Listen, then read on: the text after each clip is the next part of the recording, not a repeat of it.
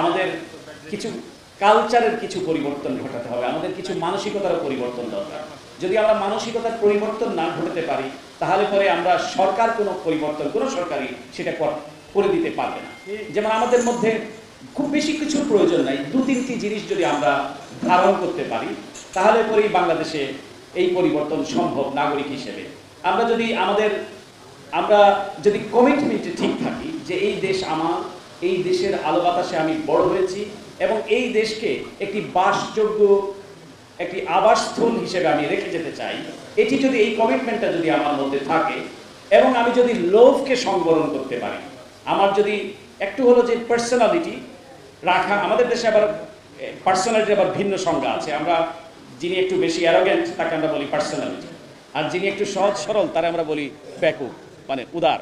তো এটি অবশ্য ভিন্ন আলোচনা, কিন্তু আমি মনে করি এই দু তিনটি জিনিসের যদি আমাদের সমন্বয় ঘটে তাহলে পরে এই বাংলাদেশের কিন্তু মানুষ সহজ সরল, এটা ঠিক, কিন্তু কিছু মুষ্টিময় উপরতলার মানুষ তারা নিজেদেরকে প্রিভিলাইজড ভাবেন এবং প্রিভিলাইজড ভাবেন বলেই বাংলাদেশে এই বৈষম্যের তৈরি হয়। সুতরাং প্রথমেই আমি মনে করি যে আমাদের যেটি নাগরিক হিসেবে আমাদের সকলের দায়িত্ব, যেমন একটি শব্দের প্রতি আমার আপত্তি আছে, আমার হয়তো অনেকে আমার সঙ্গে দ্বিমত পোষণ করবেন, যেমন আমরা বলি বিশিষ্ট নাগরিক। বিশিষ্ট নাগরিক বলে আমি আমার একটা জায়গায় নিজেকে অবস্থান নিয়ে যাই এবং বাকি সবাইকে আমরা সাধারণ নাগরিক বলি, কিন্তু আমরাই আবার সমমর্যাদার কথা বলছি, সমতার কথা বলছি এবং সাম্যের কথা বলছি। নাগরিক মাত্রেই হবেন সকলেই সমান, এখানে বিশিষ্ট অথবা সাধারণ এই তারতম্যটি করাটা বোধহয় মোটেই সমীচীন নয়।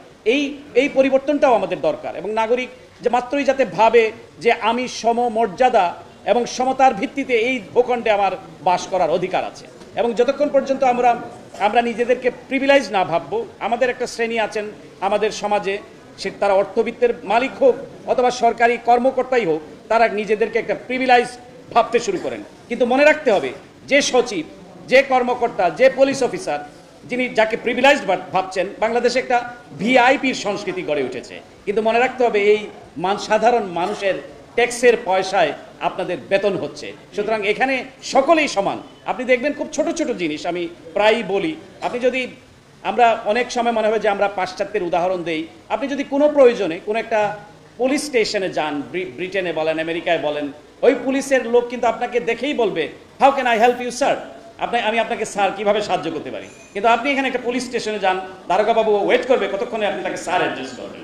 তো এই যে বিভাজন, এই যে একটা তারতম্য সমাজের মধ্যে গড়ে উঠেছে, এটিও দূর করতে হবে। ছোট ছোট জিনিসগুলোকে যখন আপনি অ্যাড্রেস করবেন এবং এই জিনিসগুলি যদি দূর করবেন, যদিও আমরা এটা ঐতিহ্যগতভাবে আমরা প্রায় 200 বছর শাসিত হয়েছি ব্রিটিশদের দ্বারা, আমাদের মধ্যে এক ধরনের প্রভু ভক্তি আছে। আমরা বিদেশি দেখলেও আমরা এক ধরনের মনে করি যে তাদের প্রতি একটু বোধহয় আলাদা শ্রদ্ধা পোষণ করতে হবে। যেমন খুব সাধারণ জিনিস, যেমন একটি ব্যাংকের মধ্যে দাঁড়িয়েছি আমি, এক বাংলাদেশি ভদ্রলোক বিদেশে বলেন এই ভাই আপনার একটু কলমটা দেন তো কলমটা দিলেন, সিগনেচার করে কলমটা দিয়ে অন্যদিকে তাকিয়ে চলে যাচ্ছেন। আমি ওইদিকে আসেন ভাই, কলমটা দিলেন আপনি, তো এই কলমটা যদি একজন হ্যারি দিত বা টম দিত আপনি কি বলতেন? না তা তো বলতাম থ্যাংক ইউ। তাহলে আপনি এটা ধন্যবাদ বলার প্রয়োজন মনে করেন না, আপনি তো দেশি মানুষ। এই যে আমরা এই যে কৃপণতা, দেশি মানুষ বলে তার প্রতি শ্রদ্ধা পোষণ না করা, তার প্রতি রেসপেক্ট না করা, বরং দেশি মানুষ বলে আমি তাকে বেশি শ্রদ্ধা পোষণ করব। তারপরে আমরা অনেক সময় হাসতে জানি না, যেমন আসসালামু আলাইকুম কে বলেন এই যে সংস্কৃতি, এই সংস্কৃতি দূর করতে হবে। আপনি আমাকে একজন সালাম দিচ্ছে, সে রিসিপ্রোকাল, সে ভাবতেই পারে যে আমি একটু হেসে ওয়ালাইকুম সালাম বলবো, কিন্তু এটাও আমরা করতে চাই না, আমরা কার্পণ্য করি। কিন্তু অনেক বড় বড় নেতা দেখবেন যে তো আপনি যখন এই সংস্কৃতি যখন ধারণ করবেন না, লালন করবেন না, আপনি কি করে সমাজ পরিবর্তন করবেন? সুতরাং এই বিষয়গুলোকেও আমাদের ছোট ছোট জিনিসগুলোকে অ্যাড্রেস করতে হবে। যাই হোক, আমি ওদিকে যাচ্ছি না। আমি যেটা বলতে চাই যে আমার এক্সপিরিয়েন্সের পর আপনারা আশা করছেন যে হয়তো আমি একটু আমার এক্সপিরিয়েন্স শেয়ার করব। যে অনেকে মনে করতে পারেন, ধারণা করতে পারেন যে যুক্তরাষ্ট্র, অনেকে বলেন বিশেষ করে এই পার্শ্ববর্তী রাষ্ট্র ইন্ডিয়া, রাইট উইং মিডিয়া সকলেই কিন্তু একটা নিউজ ফিড করার চেষ্টা করছে যে এই রেজিম চেঞ্জের পেছনে আমেরিকা রয়েছে। আমার জানা মতে এই রেজিম চেঞ্জের পেছনে আমেরিকার কোনো ভূমিকা নাই। এদেশের আবাল বৃদ্ধ বনিতা তাদের তাজা রক্তের বিনিময়ে এদেশের তৃতীয় স্বাধীনতা। সুতরাং এখানে এটি হলো এক ধরনের কথার কথা। আমেরিকা যেটি করেছে, আমেরিকাতে কিন্তু দুটো বিষয় এক করলে চলবে না। ইউনাইটেড নেশনস এটি কিন্তু একটি ইন্টারন্যাশনাল প্ল্যাটফর্ম, এটি একটি ক্লাব, আপনিও সদস্য আমিও সদস্য। বাংলাদেশের যেমন সমান মর্যাদা, যুক্তরাষ্ট্রের তাই, যদি এখানে সিকিউরিটি কাউন্সিল আছে, ভেটো ক্ষমতা আছে। আর হচ্ছে স্টেট ডিপার্টমেন্ট, সেটি হচ্ছে যুক্তরাষ্ট্রের, তারা পলিসি নির্ধারণ করে। জাতিসংঘ এবং যুক্তরাষ্ট্র আমরা সকলেই জানি আমরা এক করে ফেলছি। আমার যে কাজটি আমি মনে করেছি যে আমার করা দরকার, আমরা পৃথিবীর বিভিন্ন দেশকে আমরা দেখেছি যে যে দেশগুলো নিগৃহীনের শিকার, যেখানে বৈষম্যের শিকার, গণতন্ত্রহীনতা আছে, রক্তপাত হচ্ছে, তারা তাদের যে অরিজিন, যারা জার্নালিস্ট আছে বা সিভিল সোসাইটি রিপ্রেজেন্টেটিভ আছে, তারা এই জিনিসগুলোকে সামনে এনেছে এবং অনেক দেশেও কিন্তু এই ভূমিকাটা তারা রাখতে পেরেছে জাতিসংঘ থেকে অথবা স্টেট ডিপার্টমেন্ট থেকে। তো এই প্রশ্নগুলো রেইজ করার ক্ষেত্রে যেটি হয়েছে, তখন এই ফোকাসটা হয়েছে বাংলাদেশে। কারণ বাংলাদেশে আপনারা দেখেছেন আমি কিন্তু 2015 সালে থেকে যখন শুরু করি, আমি পেছনে বসে থাকতাম, তীর্থের কাকের মতো হাত উঁচিয়ে থাকতাম যদি মুখপাত্র আমাকে করুণা করে একটি প্রশ্নের শুরুতে। পরেও তো দেখেছেন আমার নাম ধাম, এটাকে আমার সময় লেগেছে, আমার নাম ধাম ধরে তারা রাখছে এবং তারা এক ধরনের প্রিপারেশন নিয়ে এই ব্রিফিংগুলোতে আসতো যে বাংলাদেশ প্রসঙ্গে এখানে থাকবে, বাংলাদেশে গণতন্ত্রহীনতা আছে, বাংলাদেশে ক্লাইমেট চেঞ্জের ইস্যুস আছে, বাংলাদেশের রোহিঙ্গা শরণার্থীর সমস্যা আছে। এবং একজন স্পোক্স পার্সন সে তো আর নিজে কোনো পলিসি নির্ধারণ করে না। যেমন আমি ম্যাথিউ মিলারকে বলছিলাম যে তোমার নাম তো বাংলাদেশে একটা হাউস হোল্ড নাম হয়ে গেছে, কিন্তু সে তার পলিসি নির্ধারণ করে, সে তার যেটি থাকে তার পলিসি থেকে যেটি দেয়া হয় সেটি সে বলে। অনেকে হয়তো বলেন যে একই প্রশ্নের এই উত্তর দিকে এক কথা তো বারবার বলছে, কিন্তু এর বাইরে সে যেতে পারবে না, কারণ তার সামনে যেটি আছে সেটিই বলছে। কিন্তু যেটা আমরা প্রাইভেটলি করেছি, যে শুধু আমি নয়, আমি আজকে কয়েকটা নাম বলতে হয়, আপনাদের খুব ভালো একজন বন্ধু আছেন, বাংলাদেশের ভালো বন্ধু, তিনি হচ্ছেন অ্যাম্বাসেডর উইলিয়াম বি মাইলাম, যিনি আমার পত্রিকার সম্পাদক, আমি যে পত্রিকায় কাজ করি এক্সিকিউটিভ এডিটর হিসেবে। তিনি যখন এরশাদ সরকারের যখন পতন হয়, তখন তিনি এই দেশের রাষ্ট্রদূত ছিলেন। তার মানে এটা ভাবার কারণ নাই যে আমেরিকা এরশাদ সরকারের পতন ঘটিয়েছে। তো তারপরে আমাদের সঙ্গে আছে জন ড্যানিলউইচ, খুব ভালো একজন কূটনীতিক। আমরা একটা ছোট্ট টিম করে, শুধু বাংলাদেশের ক্ষেত্রে নয়, অন্যান্য যে সমস্ত দেশে ডেমোক্রেসি ভালনারেবিলিটি আছে, আমার মনে হয় বাংলাদেশের চেয়ে একটু কম হবে, বা শ্রীলঙ্কাতেও আমার নামটি যথেষ্ট পরিচিত, এবং ভারতেও বিশেষ করে আপনারা দেখেছেন যে যখন কংগ্রেসের ফান্ড যখন বন্ধ করে দিল, তারা ইলেকশনের কথা যখন বলছে, কিন্তু প্রধান বিরোধী দলের অ্যাকাউন্টস তারা ফ্রিজ করে দিল। দিল্লির চিফ মিনিস্টার কেজরিওয়ালকে তারা অ্যারেস্ট করলো। ভারতীয় সাংবাদিক কিন্তু অনেকেই আছে, ও তারাও হাসিনার মতো মোদিকে ভয় পায়, কিন্তু কোনো একজন সাংবাদিক এটি প্রশ্ন করলো না যে এই বিষয়টা যুক্তরাষ্ট্র, তোমরা যাদেরকে পার্টনার বলছো, ইন্দো প্যাসিফিক স্ট্র্যাটেজির লিডারশিপ যাদেরকে দিয়েছো, দেশের প্রধান বিরোধী দল যারা লেভেল প্লেইং ফিল্ডের জন্য হাহাকার করছে, তোমাদের কি কোনো প্রতিক্রিয়া নেই? তো এই প্রশ্নের কারণে দীর্ঘ একটি বক্তব্য দিয়েছেন ম্যাথিউ মিলার, তার যথেষ্ট প্রস্তুতি ছিল। আমি প্রশ্ন না করলেও হয়তো তিনি স্টেটমেন্ট আকারে সেটি বলতেন, যার কারণে দেখেছেন যে আমাকে ভারতে কিভাবে আমাকে লাইভ থ্রেড পর্যন্ত আমাকে দিয়েছে। অর্ণব গোস্বামী প্রায় 1 ঘন্টার একটি অনুষ্ঠান বানিয়ে ফেলেছে তার রিপাবলিক টিভিতে। তো এতে করে আমি মনে করছি যেই সমস্ত জায়গায় গণতন্ত্রের সমস্যা আছে, সেই সমস্ত জায়গাকে অ্যাড্রেস করতে হবে, এবং কোনো বৃহৎ শক্তি বলে, কোনো বড় রাষ্ট্র বলে, তাদের একটি কোন ওয়েল ইকুইপড গোয়েন্দা সংস্থা আছে বলে তাদের চোখ রাঙানোতে আমাদের কলম কিন্তু থেমে থাকবে না, আমাদের মাইক্রোফোন স্তব্ধ হবে না। সেটি আমাদের সেই স্পিরিট, সেই স্পৃহা আমাদের মধ্যে আছে বলেই আমরা এগুলি করতে পেরেছি। তো যাই হোক, যেটি বলছিলাম যে আমাদের প্রফেসর আলী রিয়াজ, আমার যার কথা বলতেই হবে, আমাদের যে ছোট্ট টিমে, তিনি অনেক এফোর্ট দিয়েছেন। এমন কোনো মিডিয়া আউটলেট নেই যেখানে তিনি অ্যাপিয়ার হন নাই। কি নিউ ইয়র্ক টাইমস, কি ওয়াশিংটন পোস্ট, সব জায়গাতেই তার একটা বিচরণ ছিল। অর্থাৎ বাংলাদেশের বিষয়টাকে গ্লোবাল প্ল্যাটফর্মে নিয়ে যাওয়ার ক্ষেত্রে এক ধরনের বিষয় আছে যে আপনি অ্যানালিসিস করলেন, বললেন, এটারও একটি অবশ্যই এটার একটা কনসিকুয়েন্স আছে, খুব ভালো কনসিকুয়েন্স, জনমত গঠনের ক্ষেত্রে এটা বিশাল ভূমিকা আছে। কিন্তু আন্তর্জাতিক সম্প্রদায়কে এঙ্গেজ করা, বিশ্ব সম্প্রদায়কে সামনে নিয়ে আসা, এবং যেখানে গণতন্ত্র হুমকির মুখে আছে সেই জায়গাটিকে অ্যাড্রেস করার ক্ষেত্রে যারা কাজ করেছেন তাদেরকে আপনারা, আমার মনে হয় যে এই আন্দোলনের মাধ্যমে যে সরকার প্রতিষ্ঠিত হয়েছে, তাদেরকে অন্তত তাদের প্রতি একটু রেসপেক্ট রাখা উচিত। তো যাই হোক, আমি সাধুবাদ জানাই এই অন্তর্বর্তীকালীন সরকারকে যে তারা খুব ভালো শেষের দিকে একটা কমিশন গঠন করেছেন। দেরিতে হলেও এটা শুরুর দিকেই করা উচিত ছিল, এবং তারা কিছু ভালো মানুষের তারা এখানে সম্মিলন ঘটিয়েছেন, এবং এই রিফর্মসগুলো খুবই জরুরি।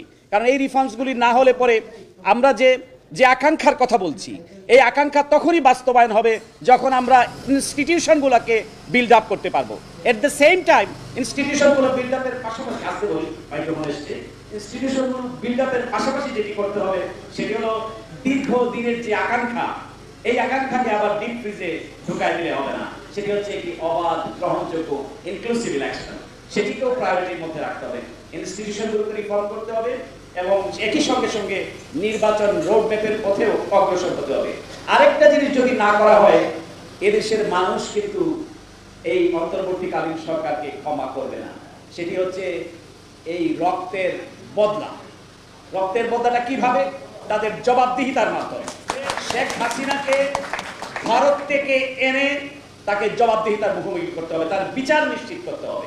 এবং যতগুলো এই ফ্যাসিস্টের দোসররা যারা এই খুন গুমের সঙ্গে জড়িত ছিল, তাদেরকে উৎসাহ জুগিয়েছে, শেখ হাসিনাকে দানবীয় রূপ দিতে যারা সর্বতভাবে সহযোগিতা করেছে, হোক সে মেম্বার অফ পার্লামেন্ট, হোক সে কোনো কর্পোরেটের দুর্বৃত্ত, যে কোনো বড় গ্রুপ, তাদেরকে আইনের আওতায় এনে জবাবদিহিতার মুখোমুখি করতে হবে। না হলে পরে এই রক্তের সাথে বেইমানি করা হবে বলে বাংলাদেশের মানুষ মনে করে। তো সুতরাং আমরা চাইব অন্তর্বর্তীকালীন সরকার এই বিষয়ে জিরো টলারেন্স নীতি গ্রহণ করবে। বিন্দুমাত্র ছাড় অনুকম্পা তাদের প্রতি দেখানো যাবে না। এট দ্য সেম টাইম, যেটা জুনায়েদ সাকি বলেছেন, যে আইন নিজের হাতে তুলে নিয়ে মানবাধিকারের লঙ্ঘন করা যাবে না। যে মানবাধিকারের জন্য আমরা দীর্ঘ 17টি বছর যাবত আমরা সংগ্রাম করছি, এই মানবাধিকারকে একটি সফল গণঅভ্যুত্থানের মাধ্যমে একজন আন্তর্জাতিক খ্যাতি সম্পন্ন ব্যক্তিত্ব নোবেল বিজয়ী প্রফেসর মোহাম্মদ ইউনূস যখন সরকার প্রধানের দায়িত্ব নিয়েছেন, তার সরকার পরিচালনার ভেতর দিয়ে কোনো বিশ্ববিদ্যালয়ে পিটিয়ে ছাত্রকে হত্যা করা হবে, এটি বাংলাদেশের মানুষ বরদাস্ত করবে না। সুতরাং এই বিষয়ে আমি মনে করি জিরো টলারেন্স নীতি গ্রহণ করতে হবে। অবশ্যই এখানে ফ্যাসিস্টদের আনাগোনা আছে, তাদের প্রেতাত্মারা ভর করেছে, কিন্তু তাই বলে যারা সরকার পরিচালনার দায়িত্বে আছেন তাদেরকে যথেষ্ট সতর্ক থাকতে হবে এবং তাদের যারা লিডারশিপে আছেন সেই লিডারশিপটি শো করতে হবে। Yes, I am here. যেমন প্রফেসর ইউনূস যখন দায়িত্ব নিয়েছেন, সমগ্র পৃথিবী জেনেছে যে একজন নোবেল বিজয়ী অর্থনীতিবিদ, যুক্তরাষ্ট্রের দুটি সর্বোচ্চ অ্যাওয়ার্ড প্রাপ্ত একজন ব্যক্তিত্ব সরকার প্রধানের দায়িত্ব পেয়েছেন। সুতরাং তার টিমমেটরা যারা আছেন, আমি মনে করি তারা অত্যন্ত বিদগ্ধজন, অত্যন্ত পণ্ডিত লোক, নিজেরা দীর্ঘকাল তারা অ্যানালিসিস করেছেন। আমি মনে করি, বিশ্বাস করতে চাই, তারা তাদের নামের প্রতি সুবিচার করবেন এবং মানুষের যাতে আস্থায় বিন্দুমাত্র ঘাটতি না হয় সেদিকেও তারা খেয়াল রাখবেন এবং প্রতিনিয়ত তারা জনগণের পালস রিড করার চেষ্টা করবেন বলে আমরা মনে করি। আর যারা রাজনীতিবিদ আছেন, বিশেষ করে মান্না ভাই সহ বড় বড় রাজনৈতিক দল, আপনাদেরকেও সরকারের প্রেসার গ্রুপ হিসেবে কাজ করতে হবে। আপনাদের ব্যক্তিগত যোগাযোগ আমি বলবো আমার মনে হয় আরেকটু বাড়ানো দরকার। প্রধান উপদেষ্টার সঙ্গে, উনি কিন্তু একজন প্রো পিপল মানুষ, উনি তো এইভাবেই উঠে এসেছেন, তার সঙ্গে যাতে নিয়মিত আপনাদের একটা যোগাযোগ থাকে। প্রধান উপদেষ্টার কার্যালয়ে যাতে এক ধরনের একটা সেল করে, যে পলিটিশিয়ানসদের সাথে, রাজনীতিবিদদের সাথে যাতে একটা সেতু বন্ধন তৈরি হয়। কারণ এই সরকারের ম্যান্ডেট হচ্ছে এদেশের মানুষ। যদি এটা বিশেষ ব্যবস্থায় সরকার আসছে, কিন্তু মানুষের জন্যই তো এই সরকার প্রতিষ্ঠিত হয়েছে। আমরা প্রাইভেটলি এটা সরকার কর্তৃপক্ষের সঙ্গে আমরা বলার সুযোগ হয়েছে, পাবলিকলি বলছি, যাতে একটা সেতুবন্ধ রচিত হয়, যাতে পলিটিশিয়ানস এবং সরকারের মধ্যে এখানে যাতে কোনো গ্যাপ না থাকে, কোনো ধরনের অনাস্থা অনৈক্য যাতে না তৈরি হয়, এটি কিন্তু উভয় পক্ষেই সেটি করা উচিত বলে আমি মনে করি। এবং আমাদের কাজ কিন্তু এখনো শেষ হয়ে যায়নি। আমরা একটি স্বস্তির নিঃশ্বাস ফেলছি। আমরা কথা বলতে পারছি, এটি আমাদের সবচেয়ে বড় অর্জন। কিন্তু এই কথা বলাকে প্রাতিষ্ঠানিকীকরণ করতে হবে, অর্থাৎ মুক্ত মত প্রকাশের ক্ষেত্রে রাষ্ট্র যাতে কোনোদিন বাধা হয়ে না দাঁড়ায় সে অধিকার আমাদেরকে নিশ্চিত করতে হবে। মানবাধিকার যাতে আপহোল্ড হয় সে ব্যাপারে আমাদের সর্বতোভাবে কাজ করতে হবে এবং জনগণ যেটি করতে পারেনি, তাদের যে আমানতদারি জনপ্রতিনিধি নির্বাচন, সেটি যাতে নির্ভয়ে, নির্দ্বিধায়, নিঃসংকোচে করতে পারে সেটি সৃষ্টি করতে হবে। তাহলে পরেই একটি জন আকাঙ্ক্ষার যে শিরোনাম দেয়া হয়েছে সেটি বাস্তবায়ন সম্ভব।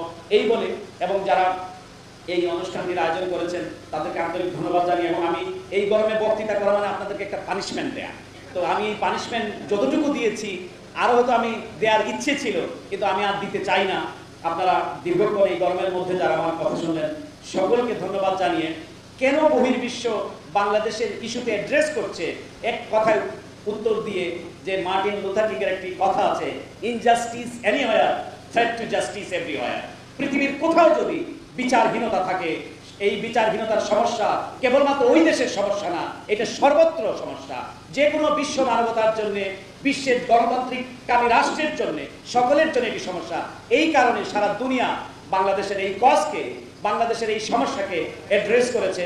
আমি যুক্তরাষ্ট্রকে বলেছি, যখন একটি একতরফা নির্বাচন হয়ে গেল, আমি একটু বলে শেষ করছি, তখন আমি যখন তারা ভিসা নীতি ঘোষণা করলো, স্যাংশন দিল, কিন্তু যুক্তরাষ্ট্র তখন বাংলাদেশে তাদের অনেক জনপ্রিয় হয়ে উঠল, সবাই যুক্তরাষ্ট্রের দিকে তাকিয়ে আছে। আমি যুক্তরাষ্ট্রের পলিসি মেকারদের বলেছি যে পৃথিবীর বিভিন্ন দেশে তোমরা উদ্যোগ নিয়েছো, কিন্তু তোমরা আনপপুলার হয়েছো, তোমাদের অনেক জায়গায় মানুষ সাপোর্ট করেনি, কিন্তু বাংলাদেশে দেখো প্রতিটি মানুষ তোমাদেরকে সাপোর্ট করছে, তোমাদের জন্য প্রার্থনা করছে। যখন তোমরা বলেছো যে কোনো মূল্যে বাংলাদেশে একটি অবাধ গ্রহণযোগ্য নির্বাচন তোমরা দেখতে চাও, কিন্তু তোমরা এটা এনশিওর করবে।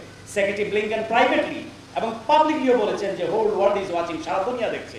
কিন্তু যখন এটি হলো না, বাংলাদেশে যখন শেখ হাসিনা একতরফা নির্বাচন করলো, তখন আপনারা অনেকেই যুক্তরাষ্ট্রের জনপ্রিয়তা কিন্তু তলানিতে ঠেকেছিল, এবং অনেকে কিন্তু যুক্তরাষ্ট্রের প্রতি যাদের ক্ষোভ আছে সেই ক্ষোভটি ঝাড়তে না পেরে আমার উপরে অনেকে ক্ষোভ ঝেড়েছেন যে আরে ভাই লম্বা লম্বা প্রশ্ন করেন, কথা বলেন, দেখছি এগুলো দেখা আছে যুক্তরাষ্ট্র কি করতে পারে। কিন্তু আমি একটা দিনের জন্য থামিনি। আমি ইউএন সেক্রেটারি জেনারেলকে বলেছি, আমি সেক্রেটারি ব্লিংকেনকে বলেছি এবং পাবলিকলি যে তোমরা এত কথা বললে। ওয়াল স্ট্রিট জার্নাল রিপোর্ট করলো যে বাইডেনের ডেমোক্রেসি প্রমোশন পিছু হটেছে, ওয়াল স্ট্রিট জার্নাল বলেছে, এবং 2+2 মিটিং এর কারণে এটি হয়েছে, ওই যে ভারতের এবং এই কারণে। কিন্তু যুক্তরাষ্ট্র বলেছে, আমি প্রাইভেটলিও আমি এটা জিজ্ঞেস করেছি আমাদের জাতীয় নিরাপত্তা উপদেষ্টা, আমাদের বলতে যুক্তরাষ্ট্রের জাতীয় নিরাপত্তা উপদেষ্টা জ্যাক সালিভান সহ অনেকের সাথে কথা হয়েছে যে এটা করলে কি রে ভাই, এটা আপনারা কি করলেন। তখন তারা বলেছে, পাবলিকলি বলেছে এবং প্রাইভেটলিও বলেছে, ন্যাশনাল সিকিউরিটি অ্যাডমিরাল কিরবি, যে যুক্তরাষ্ট্র তার অবস্থান থেকে সরেনি, একই অবস্থানে আছে। আপনারা তখন হেসেছেন যে অবস্থান আবার কি, শেখ হাসিনা কি নির্বাচন করে সরকার প্রধান হয়ে গেল, তাদের অবস্থান পরিবর্তন হয়নি, এটা আবার কি, শেখ হাসিনা তো থাকবে অনাদি অনন্ত কাল ধরে। তো সুতরাং যুক্তরাষ্ট্র কিন্তু চেয়েছে যে জনগণের আকাঙ্ক্ষার যাতে বাস্তবায়ন হয়, এটা বলেছে যে কোনো মূল্যে জনগণের আকাঙ্ক্ষার বাস্তবায়ন দেখতে চায়, এবং জনগণের আকাঙ্ক্ষার বাস্তবায়নও বাংলাদেশে 5ই আগস্ট হয়েছে বলে শেখ হাসিনা তাদের নির্ধারিত, তাদের কোট করছি যে তাদের স্বামীর, তাদের পররাষ্ট্রমন্ত্রীর ভাষায় তাদের স্বামীর দেশে চলে গিয়েছে। তো যাই হোক, এই শেখ হাসিনাকে তাকে জবাবদিহিতার আওতায় আনতে হবে, প্রত্যেককেই জবাবদিহিতার আওতা এনে একটি সব প্রতিষ্ঠানগুলোকে সুচারুভাবে যাতে কাজ সম্পাদন করতে পারে, ভালো ভালো মানুষগুলো যাতে এই সরকারের সাথে সম্পৃক্ত হতে পারে তার ব্যবস্থা করে, যাদের কমিটমেন্ট আছে, গার্ডস আছে, কারেজ আছে এবং দেশপ্রেম আছে, এই সমস্ত মানুষকে নিশ্চয়ই সম্মেলন ঘটিয়ে প্রফেসর ইউনূস তার নামের প্রতি সুবিচার করবেন, যেভাবে তার নামের খ্যাতি সারা দুনিয়া জোড়া। এই আকাঙ্ক্ষা বাস্তবায়ন ব্যক্ত করে আমার কথা এখানে শেষ করছি। সকলকে অশেষ ধন্যবাদ। আসসালামু আলাইকুম।